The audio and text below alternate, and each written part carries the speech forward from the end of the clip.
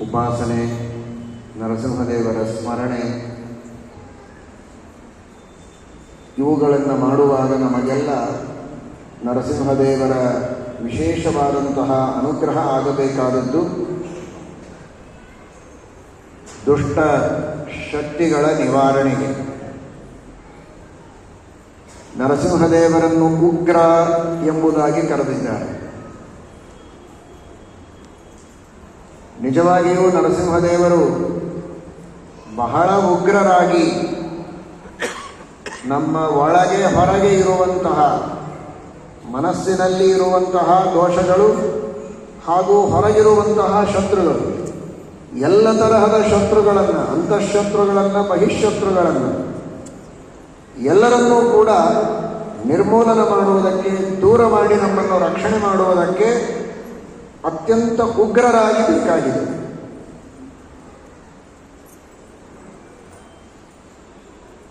ವೃತ್ತೋತ್ಫುಲ್ಲ ವಿಶಾಲಾಕ್ಷಂ ವಿಪಕ್ಷ ಕ್ಷಯ ದೀಕ್ಷಿತಂ ನಿನಾದಂ ತ್ರಸ್ತ ವಿಶ್ವಾಂಡಂ ಯಸ್ತಮುಗ್ರಂ ನಮಾಮ್ಯಹಂ.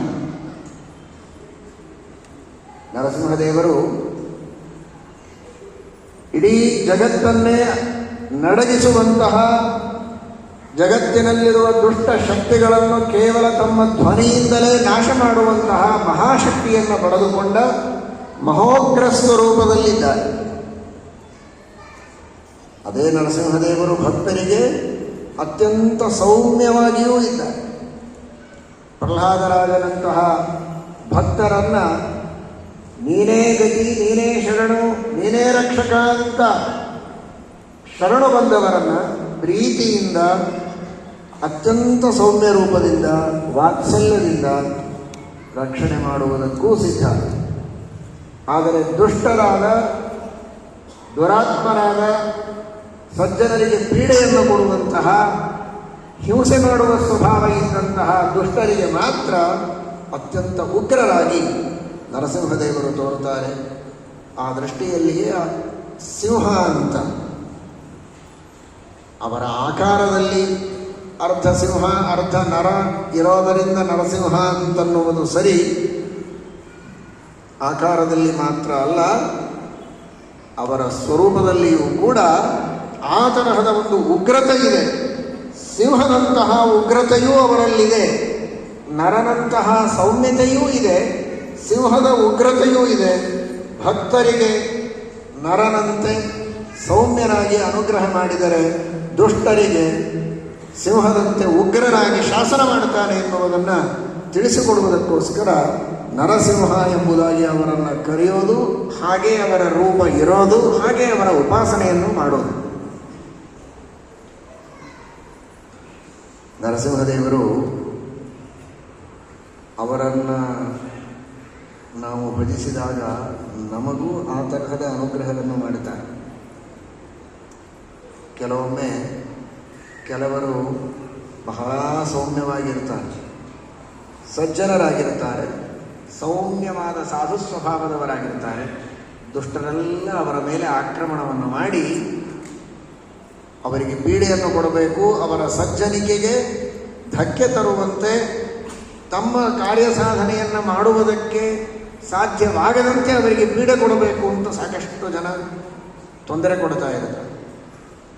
ಅವರೆಲ್ಲ ಸಿಂಹದಂತೆ ಇರ್ತಾರೆ, ಉಗ್ರರಾಗಿ. ಇವನು ಮಾತ್ರ ನರನಂತೆ, ನರನೇ ನರ ಸ್ವಭಾವದಲ್ಲಿರ್ತಾನೆ, ಸೌಮ್ಯವಾಗಿರ್ತಾನೆ. ಆಕ್ರಮಣಕಾರಿಯಾದ ಸ್ವಭಾವ ಇದ್ದಂಥವರು ಆಕ್ರಮಣ ಮಾಡಿದಾಗ ಪ್ರತಿಭಟಿಸುವಂತಹ ಶಕ್ತಿ ಇವನಲ್ಲಿರೋದಿಲ್ಲ.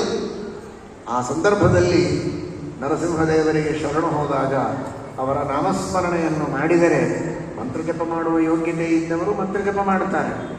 ಏನಿಲ್ಲದೆ ಇದ್ದರೂ ನರಸಿಂಹ ನರಸಿಂಹ ನರಸಿಂಹ ಅಂತ ಆ ನರಸಿಂಹದೇವರ ನಾಮ ಸಂಕೀರ್ತನ ಮಾಡಿ ನಾಮಸ್ಮರಣೆ ಮಾಡಿದರೂ ಸಾಕು, ಉತ್ತಮವಾದ ಶಕ್ತಿಯನ್ನು ಕೊಡ್ತಾರೆ.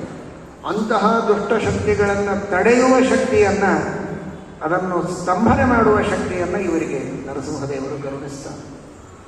ಆದ್ದರಿಂದಲೂ ಕೂಡ ನರಸಿಂಹ ಅಂದರೆ ನರಾಹ ಸಿಂಹಾಹ ಸಿಂಹ ಸದೃಶಾಹ ಏನ ಸಹ ನರಸಿಂಹ. ನರರಂತೆ ಸೌಮ್ಯವಾಗಿ ಮೆತ್ತಗೆ ಇರುವ ಜನರು ಕೂಡ ನರಸಿಂಹದೇವರ ಉಪಾಸನೆಯನ್ನು ಮಾಡಿದರೆ ದುಷ್ಟ ಶಕ್ತಿಗಳ ಎದುರಿನಲ್ಲಿ ವಿರೋಧ ಮಾಡುವುದಕ್ಕೆ ಸಿಂಹ ಸದೃಶರಾಗ್ತಾರೆ ನರಸಿಂಹದೇವರ ಅನುಗ್ರಹದಿಂದ. ಯಾರು ಪ್ರತಿಭಟರಿದ್ದಾರೆ, ಶತ್ರುಗಳಿದ್ದಾರೆ, ಸಿಂಹದಂತೆ ಉಗ್ರರಾದವರು, ಅವರೆಲ್ಲ ಇವರ ಎದುರಿಗೆ ವಿಪರೀತವಾಗಿ ಸೌಮ್ಯರಾಗುವಂತಹ ಸ್ಥಿತಿ ಬರುತ್ತದೆ. ಸಿಂಹ ಸದೃಶಾಃ ಅಪಿ ನರಃ ನರಸದೃಶಾಃ ಏನ ಸಹ ನರಸಿಂಹ. ಸಿಂಹದಂತೆ ಇದ್ದ ದುಷ್ಟರೆಲ್ಲ ನರರಂತೆ ಸೌಮ್ಯರಾಗುವ ಹಾಗೆ ಸೌಮ್ಯರಾದ ಸಜ್ಜನರು ಕೂಡ ದುಷ್ಟಶಕ್ತಿಗಳ ದಮನ ಮಾಡುವುದಕ್ಕೆ ಒಳಗಿನಿಂದ ಆ ಸಿಂಹಶಕ್ತಿ ಉದ್ರಿಕ್ತವಾಗಿ ಕಾರ್ಯಕಾರಿಯಾಗುವ ರೀತಿಯಲ್ಲಿ ಅವರೊಳಗೆ ನಿಂತು ಕಾರ್ಯವನ್ನು ಮಾಡಿಸ್ತಾನೆ ನರಸಿಂಹ ಅಂತ ಆ ನರಸಿಂಹದೇವರ ಶಬ್ದದ ಅರ್ಥದಲ್ಲಿ ನಾವು ಚಿಂತನೆ ಮಾಡಬಹುದಾದದ್ದು. ಅಂತಹ ಶಕ್ತಿಯನ್ನು ನರಸಿಂಹದೇವರು ಕರುಣಿಸ್ತಾರೆ. ಕಥೆಯಲ್ಲಿ ಆದದ್ದು ಅಷ್ಟೇ ತಾನೇ.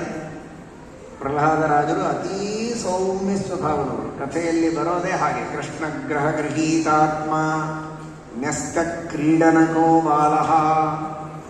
ಆಟವನ್ನೇ ಆಡ್ತಾ ಇರಲಿಲ್ಲ. ಯಾವಾಗಲೂ ಕೃಷ್ಣ, ರಾಮ, ನರಸಿಂಹ ದೇವರ ಸ್ಮರಣೆಯನ್ನೇ ಮಾಡುತ್ತಾ ಅದರೊಳಗೇ ಮಗ್ನನಾದವನು. ತಾನು ಮಾತ್ರ ಅಲ್ಲ, ತನ್ನ ಜೊತೆಗೆ ಆಟ ಆಡುವಂತಹ ಮಕ್ಕಳಿಗೂ ಕೂಡ ಇದೆಲ್ಲ ನೀವು ಮಾಡುವುದು ಬೇಡ. ಕೌಮಾರ ಆಚರೇತ್ ಪ್ರಾಜ್ಞ ಧರ್ಮಾನ್ ಭಾಗವತಾನಿಹ ದುರ್ಲಭಂ ಮಾನುಷಂ ಜನ್ಮ ತದಪ್ಯಧ್ರುವಮರ್ಥದಂ. ಮನುಷ್ಯ ಜನ್ಮ ಸಿಗೋದೇ ಅಪರೂಪ. ಸಿಕ್ಕಾಗ ಧರ್ಮದ ಸಾಧನೆಯನ್ನು ಮಾಡೋದು ಬಿಟ್ಟು ಆಟ ಆಡಿ ಸಮಯ ವ್ಯರ್ಥ ಮಾಡಬೇಡಿ ಅಂತ ಆಟ ಆಡುವ ಮಕ್ಕಳಿಗೆಲ್ಲ ಕರೆದು ಧರ್ಮೋಪದೇಶವನ್ನು ಮಾಡುತ್ತಾನೆ. ದೇವರನ್ನ ಕಾಣುವ ಪ್ರಯತ್ನ ಮಾಡಿ ಅಂತ ಹೇಳ್ತಾನೆ.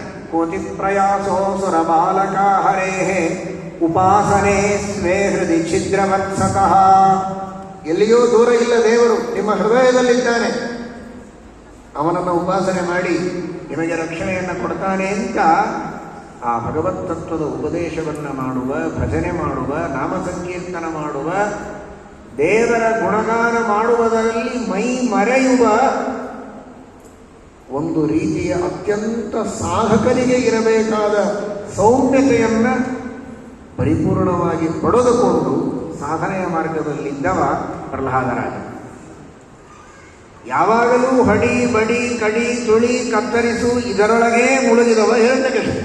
ಅತೀ ಉಗ್ರ, ಸಿಂಹದಂತಹ ಉಗ್ರ ಸ್ವಭಾವ. ಅಂತಹ ಹಿರಣ್ಯಕಶಿಪು ಪ್ರಹ್ಲಾದರಾಜ ಇಷ್ಟು ಸೌಮ್ಯ. ಆದರೆ ಗೆದ್ದದ್ದ್ಯಾರು, ಬದುಕಿದ್ದ್ಯಾರು, ಸತ್ತದ್ದ್ಯಾರು?